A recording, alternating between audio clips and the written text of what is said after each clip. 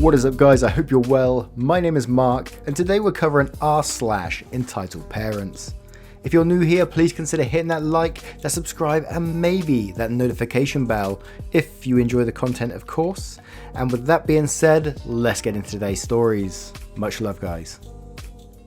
Our first story is from Clean Your Closet. My father stole a total of $60 from me and then says it's because I didn't call him for his birthday. My father and mother were high school sweethearts. The date's the whole 4 years in high school, and when my mum was 20, they had me. My father broke up with her shortly after, so it's been me, my mum, and my grandma, dad's mum, ever since then. My father loves to pretend he's active in my life, but truth is, he's not. He comes to graduations for pictures, and that's it.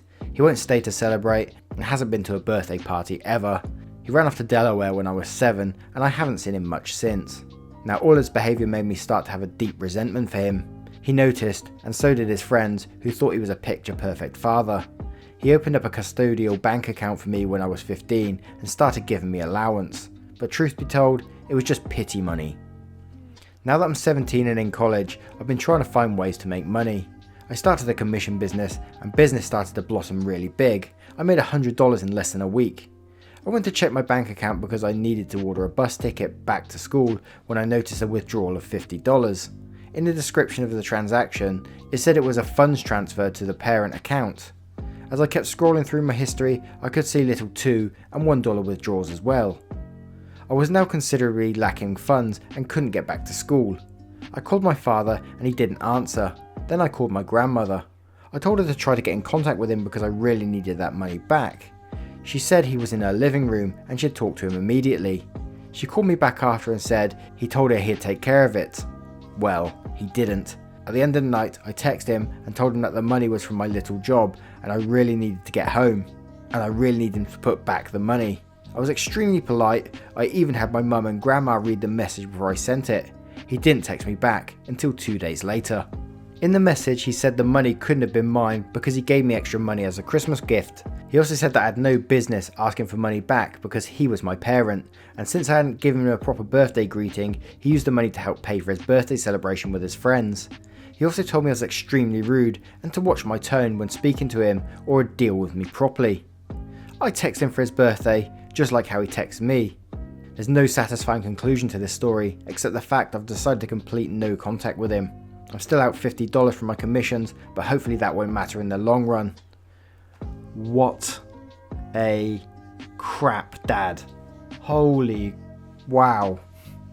Can you believe that? Taking money from their own child and then using that excuse of a celebration. He's going to go and celebrate with his friends because he didn't get him a gift. After he hasn't been there in his life all this time. Oh God, man, that's winding me up. Oh yeah, I'd definitely go no contact. Usually I'm like, oh, maybe you want to get back with your parent, but no way, that is a piece of shit dad. Our next story is from Professional Dish. EM thinks we're a daycare. Welp, her child is now gone. I used to work in a small chain of bookstores / stationery shops, would sell books, pens, paper and so on. It was a quirky little store, straight out of a romantic love novella or a Stephen King book, if you'd prefer. This happened a few years ago and I'll reconstruct it from my memory. While trying to be accurate as possible, I can't guarantee it. The cast of this play: EM entitled Mother, LG Little Girl, me, just me, ND Nice Dad of Little Girl. The story: EM walks into the store with LG. It's rather early in the morning. EM looks around, asks me if I could watch her child. I say, oh no, I'm terrible with children, sorry. EM tells me it's not for that long and I shouldn't be such a fuss about it. I still politely refuse. It's not my job to watch children. I'm afraid to do something wrong. What happens? EM leaves the store. Who do I find hidden in the corner? LG, who seems to be rather shy / fearful. This happened back in time before everyone had smartphones. The kid obviously didn't have a mobile on it. I suspected the mother also wouldn't. Wasn't too surprised that LG didn't know the number of their landline. I sigh. What are you going to do? If something happens to that kid while being in the store and you being the only present employee, you're going to have a bad time. I say, hey girl, what's your name? LG says her name. I say, and I say my name and surname. LG, happy like only kids can be if they think they did something smart or they knew something. My surname is... Oh, now this rang a bell. I had a good customer with the same surname. It turns out that's her dad. I didn't get paid enough to babysit. In fact, I didn't even get paid enough to do my normal work. I called her dad at his workplace since we saved that number in our system. The call went along those lines. "Hi Andy, here's me from Bookstore XY. "Oh hi, how's it going? I don't remember having any open orders." "Yeah, look, listen, do you have a daughter?" Andy is confused. "Yes, why do you ask?" I say, "What's her name?" I just want to ensure it's really her dad and not just a stupid coincidence. If I think now about it, LG told me it's her dad, so I don't know why I wasn't sure. Andy apologises for EM's behaviour and tells me he's going to pick LG up as soon as possible. While waiting for Andy, I picked up one of our sales books, boxed with damaged books that we tried to sell with huge discount before throwing away, a picture book from Disney. LG tries to read a little, and I read a little. Andy arrives, LG runs to him and hugs him, crying that mummy was mean to her. Andy soothes her and thanks me for babysitting her. He gives me a bottle of wine and buys something small from the store. Andy says, "If EM shows up again, could you not tell her that I picked up LG?" I say, "What? Why?" "If you don't feel like it, you don't need to. It's rather complicated and you already did so much for us." Andy leaves. In the evening, EM shows up. Just to point out, she dropped LG about 9 in the morning. It was 5:45. EM said, "Where's my daughter?" Me, already chugged about half a bottle of wine and thus a little boozed. "Your what?" "My daughter! I dropped her in the store and you were here." Me, way too drunk for work, but already decided to go for another job or homeless. Both would have been better. "Your what?" EM was on the edge, thus I did what I thought was the smartest thing to do. I said, "A guy came into the store and picked her up. He seemed nice, gave me some wine for her." At this point I expected her to explode/attack me, but she just left the store. A few weeks pass and ND and LG come to the store, both happy to see me. ND asks if I got a few minutes. An excuse not to work? Obviously I took the time for customer service. Gave LG the same book we read the last time and had a talk with ND.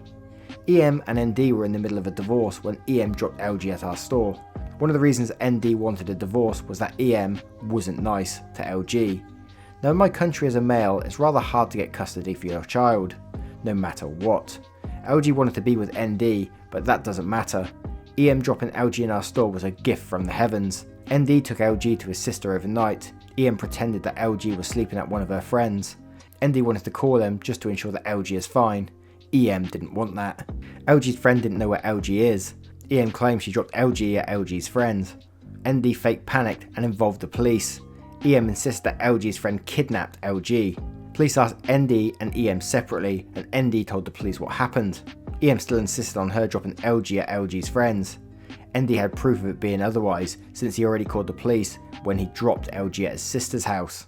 Now in court, ND apparently said something like, "EM can have all she want, even my wine collection, I just want to be with my daughter."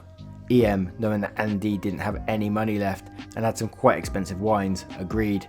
Daughter ended up with ND, mother paying alimony. What EM didn't know, ND was replacing his wine collection before the divorce with the cheapest wines he could find at different discounters, gifting away the expensive ones.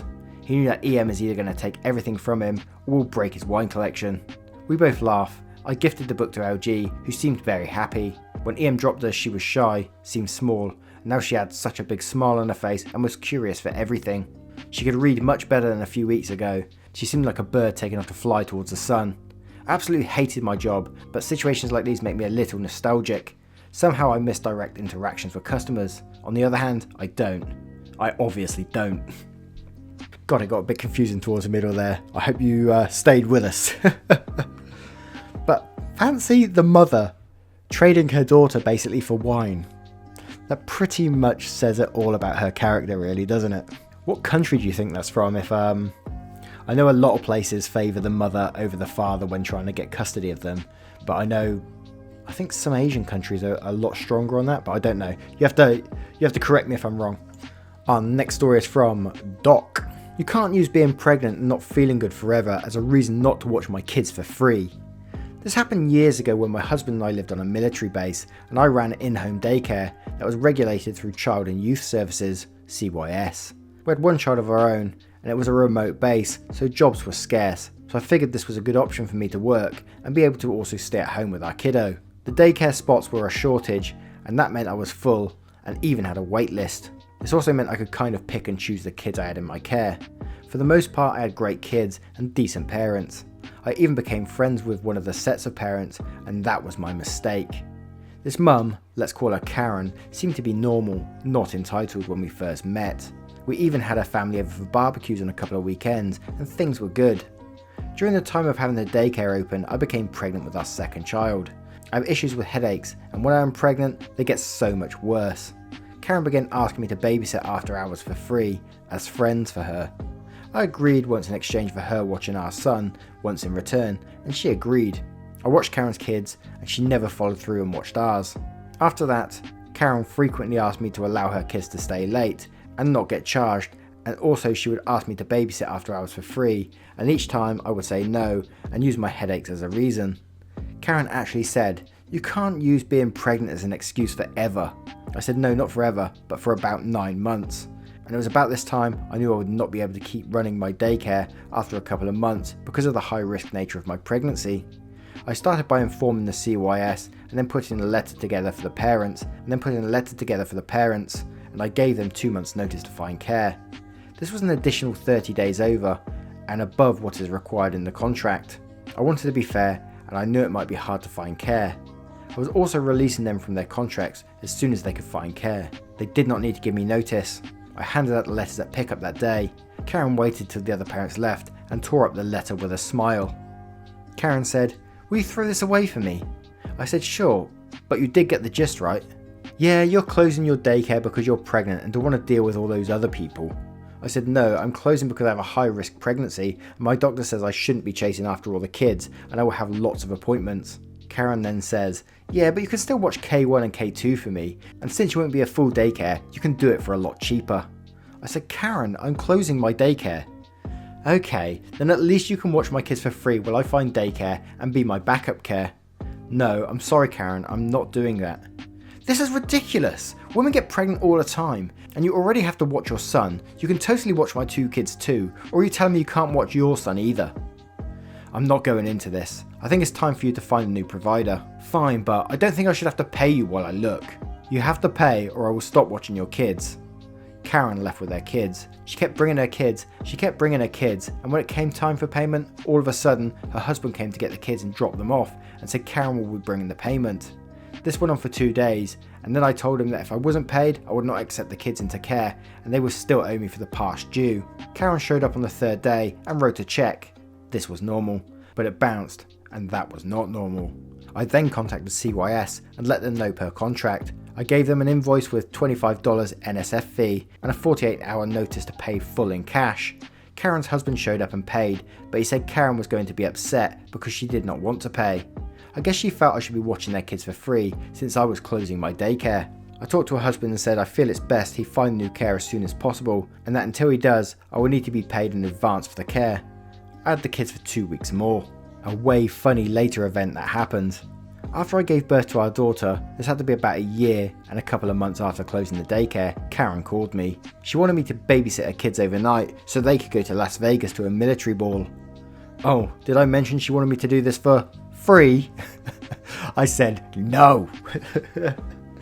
God, that's a friend. That's a friend that turned round and became a Karen. Oh my word, they're just morphing out of everywhere now. They're coming out of every crevice. It's a horror movie. Some of these stories should be on No Sleep. What do you guys make of that story? Have you got any friend Karens? Well, they obviously wouldn't be friends anymore, but hey. Anyway guys, I hope you enjoyed these stories. If you did, please consider hitting that like, that subscribe, and maybe that notification bell. And I will see you in the next one. Bye bye.